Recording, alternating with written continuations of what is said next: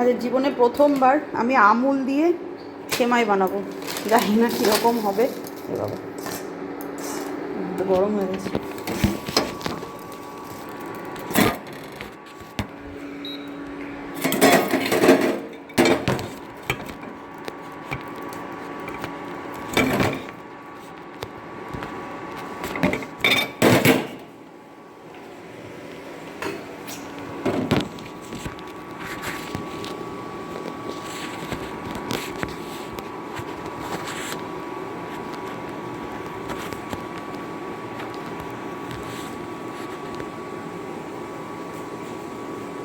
আমরা যারা মোটামুটি ছোটোখাটো ব্লগ বানাই, ইউটিউব বলুন, ফেসবুক বলুন, ইনস্টাগ্রাম বলুন, যেখানেই বলুন না কেন, তাদের ক্যামেরা সেট করতে করতেই অর্ধেক দিন কাভার হয়ে যায়।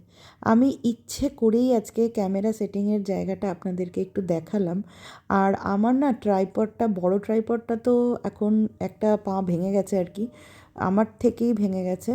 তো সেই জন্য আর কি ওটা এখন আর ইউজ করা যায় না। মানে শুধু গেট রেডি যখন শ্যুট করি তখনই ওটাকে একটা জায়গায় দাঁড় করিয়ে, মানে ওই ঠেকনা ঠুকনা দিয়ে আর কি দাঁড় করিয়ে কোনো রকমে সেট করি। আর ছোটো ট্রাইপডটা যখন হাতের কাছে থাকে তখন ইউজ করি। আর এখন তো হাতের সামনে খুঁজে পাচ্ছি না, তো সেই জন্য বোতলই ভরসা। মানে আমার বলার বক্তব্য অ্যাকচুয়ালি এটাই যে আমরা ভিডিওটা খুবই মানে আনন্দের সাথে কষ্ট করেই বানাই, কিন্তু যেটা দেখতে হয়তো সবসময় প্রেজেন্টেশন হওয়ার মতন হয় না, কিন্তু তাও সবসময় চেষ্টা করি যে একটু ভালো ভিডিও আপনাদেরকে দেওয়ার। না না, ভুল করবেন না একদমই।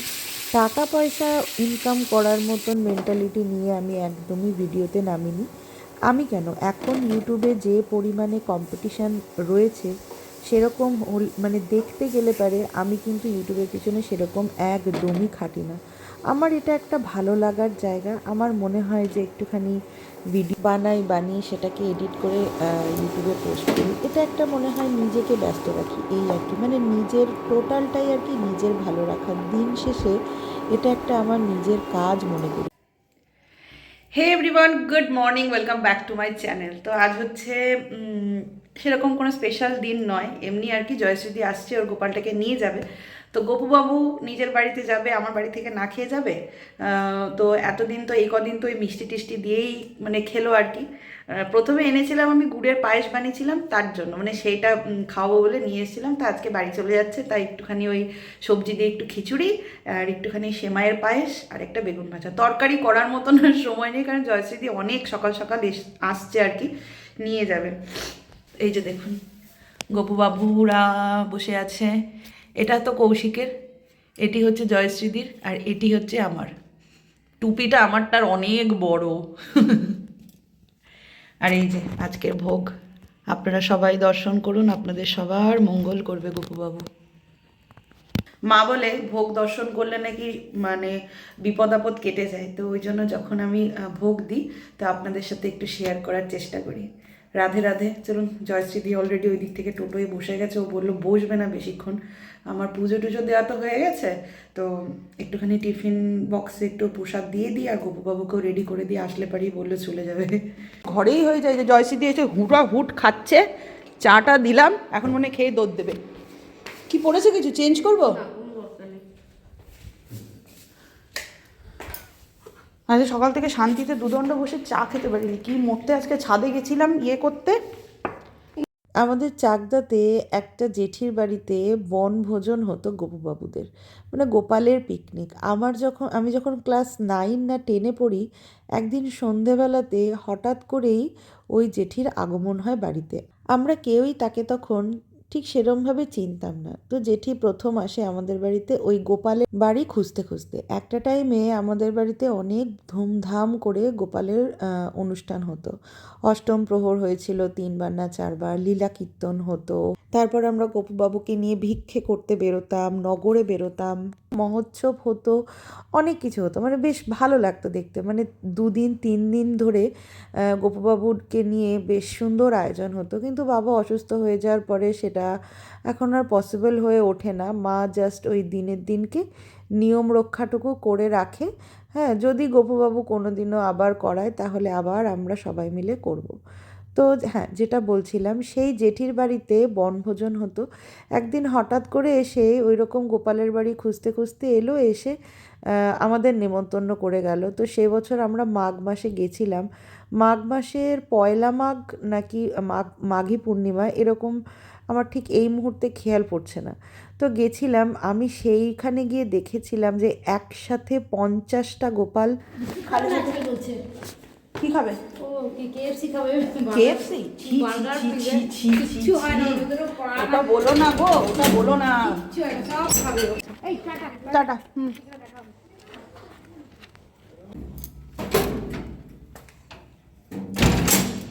হিউজ একটা ব্যাপার গেল। নিয়ে চলে গেল গোপুবাবুকে, আর একটুখানি চা খেলো। প্রসাদটা তো যে নাকে মুখে খুব তাড়াহুড়ো আর কি, জয়শ্রীদির বাড়ির কাজের মেয়েটা আসেনি বলে ওই জন্য মানে এত ঝামেলা হয়ে গেছে। গিয়ে রান্না করবে। আমি এখন আর প্রসাদ খাবো না, আমি পরে খাবো, অলি আসুক তারপরে। এরই মধ্যে মিস্টার দাস বাজার দিয়ে গেছে, আর আজকে বাজার থেকে নিয়ে এসছে হচ্ছে চিংড়ি। অনেক দিন পরে মিস্টার দাস চিংড়ি মাছ নিয়ে এলো, আর চিংড়ি মাছের সাইজটা বেশ ঠিকঠাকই, ওই বাগদা চিংড়ি বললো আর কি। তো চলুন, যেটা বলছিলাম, হ্যাঁ, 50টা গোপালেরও মানে 50টারও বেশি কাউন্ট করতাম না, কিন্তু ওই আন্দাজে বললাম আর কি, 50টার থেকে 50টার বেশি হবে। তো সবাইকে নিয়ে এক জায়গায় পুজো করে, তারপরে কীর্তন হতো, হয়ে তারপরে মহোৎসব হয়ে এক জায়গায় সবাই প্রসাদ নিয়ে সন্ধেবেলাতে আবার একটা রিটার্ন গিফট দিত জেঠি। সেই গিফট নিয়ে যে যার বাড়িতে গোপুবাবুরা ফিরে যেত। এত সুন্দর হতো না, এখনও হয়, কিন্তু মা, ওই বাবা অসুস্থ হয়ে গেছে বলে ওই জন্য মা এখন আর যেতে পারে না সেরকমভাবে। তবে হ্যাঁ, এখন আর সেই অত বড় করে ধুমধাম করে হয় না, ছোট করে পালন করা হয়, তবে হয়। আমাদের চাকদাতে তো এই রকম পুজো আচ্চা মহোৎসবের প্রসাদ পাই, কিন্তু এই অন্ডালে বিয়ে হয়ে আসার পরের থেকে আমি সেরকমভাবে কোথাও দেখিও নি। আর মানে এখানে আর কি অতটা আমি দেখিনি, সবার বাড়িতেই মোটামুটি গোপাল আছে, কিন্তু আমাদের ওই দিককার মতন ওই রকম ধুমধাম করে কখনোই দেখিনি। তো যাই হোক, কথা বলতে বলতে আমার এদিকে চিংড়ি মাছ ছাড়ানো হয়ে গেছে। আজকে 2 রকমের চিংড়ি করব, মানে ওই চিংড়ি মাছের মাথা বাটা আর চিংড়ি মাছের। আচ্ছা দেখিয়ে দিই, এখানে চিংড়ি মাছ করব, তো তার জন্য মশলা করব আমি। চিংড়ি মাছে না আমাদের বাড়িতে, মানে আমার শ্বশুর বাড়িতে আর কি, বেশি মশলা একদমই পছন্দ করে না। একটা বড় সাইজের টমেটো, দেখিয়ে দিচ্ছি কী কী নিয়েছি আর কটা করে নিয়েছি। দিয়ে দিলাম একটা বড় সাইজের টমেটো, একটাই পেঁয়াজ, মাঝারি সাইজের একটাই পেঁয়াজ। যেহেতু আমি নারকেল দিয়ে করব না, মালাইকারি করব না, ওই মালাইকারিরই আর কি বাবা কাকা ভাই দাদা এরকম একটা মালাইকারিতে একটু আর একটু অন্যরকম মশলা যায়, এটাতে অন্য, এটাও খেতে ভালো লাগে, খারাপ লাগে না। 4 কোয়া রসুন দেবো। আর যেহেতু চিংড়ি মাছ না, চিংড়ি মাছে আদাটা আমাদের বাড়িতে বেশি ইউজ হয় রসুনের পরিবর্তে আর কি। আমার শাশুড়ি মা তো রসুন দিতেই চায় না, রসুন পেঁয়াজ ছাড়া করে, মানে আদা টমেটো আর কাঁচা লঙ্কা দিয়ে। আমি একটু তাও পেঁয়াজটা দিই, একটু টেস্টটা ভালো লাগে এই আর কি। দিয়ে দিলাম হচ্ছে আদা আর 4টে কাঁচা লঙ্কা দিয়ে দিলাম। এবার এটাকে মিহি পেস্ট করে নেব। এখানে আমি তেল গরম করতে বসালাম, আর চিংড়ি মাছ যেহেতু হচ্ছে সেই জন্য সর্ষের তেল। আজকে না অনেক দিন পরে আমি এই কড়াইটাতে রান্না করছি, মানে স্টিলের কড়াইতে। ইন্ডাকশন গ্যাস দুটো অল্টারনেট করে করি, তো স্টিলের কড়াইটাতে করতে করতে ওটাই অভ্যাস হয়ে গেছিলো। অনেক দিন পরে আজকে আমি অ্যালুমিনিয়ামের কড়াইতে রান্না করছি। এই কড়াইটা না আমার হাত থেকেই পুড়ে গেছিলো, পুড়ে গিয়ে আর এটাকে আর ইয়ে করা হয়নি, মানে এই পোড়াটাকে আর ওঠানো হয়নি। ওটা অবশ্য ইউজ করতে করতে ঠিক হয়ে যায়।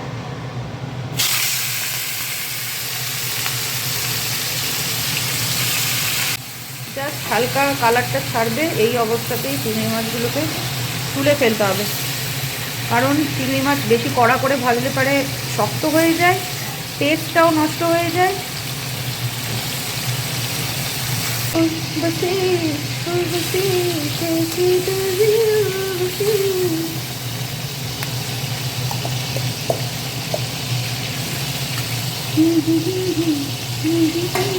এরপর এই যে মশলাটা যে বানিয়ে রেখেছি, মশলাটা আমি এর মধ্যে দিয়ে দেবো।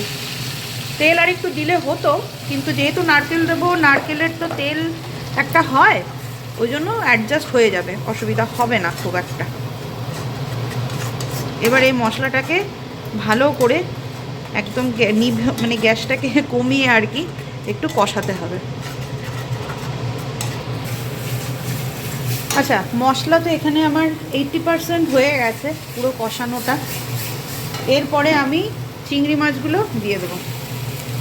চিংড়ি মাছগুলোকে দিয়ে বাদ বাকি 20% কুক করবো।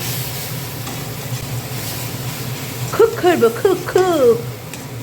করবো। মাঝে মাঝে মনে হয় যে একটা দোকান খুলে বসি। যা রান্না জানি না, এটা গর্বের কথা বলছি না, যা রান্না জানি দুটো পয়সা আসবে, আমার বরের সাশ্রয় হবে। আমার বর মাঝে মাঝে বলে যে বাড়িতে থেকে এই সমস্ত চুগলিবাজি, পিএমপিসি এই সমস্ত না করে তো একটা দোকান ফোকান খুলে দুটো পয়সা আনতে পারো। এটা কিন্তু পার্ট অফ দ্য জোক, হ্যাঁ, জোক অফ পার্ট। এটা একদম কিন্তু মানে সিরিয়াস নেবেন না, জাস্ট ইয়ার্কি করলাম। মিস্টার দাস ইয়ার্কি করে আমার সাথে, সেটাই আপনাদের সাথে একটুখানি শেয়ার করলাম। ফেসবুকে এরকম একদিনকে আমি দিয়েছিলাম, জানেন তো, সে নিয়ে কি অবস্থা, বাবারে বাবা, আমাকে সব বলছে তোমার বর এরকম, তোমার বর ওরকম। তারপরে থেকে না এরকম কোনো ইয়ার্কি জাতীয় কোনো পোস্ট আমি আর ফেসবুকে করি না।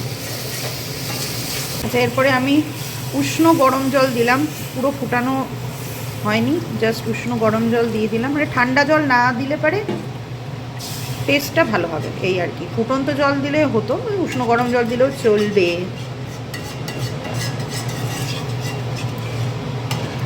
এরপর আর কি, এরপর এটাকে ফুটতে দেবো। নামানোর আগে দিয়ে দিলাম নারকেল,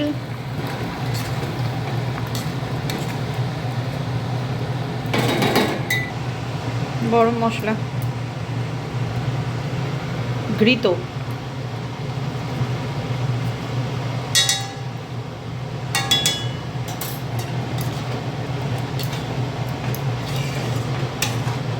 এটাকে একটু স্ট্যান্ডিং টাইমের জন্য রাখবো, ব্যাস। তাহলে গরম গরম ভাতের সাথে ধোয়া ওটা চিংড়ি মাছ করে জমে যাবে। ওলি এখন চিংড়ি মাছ বাটা দিয়ে ভাত খাচ্ছে। কেমন লাগছে?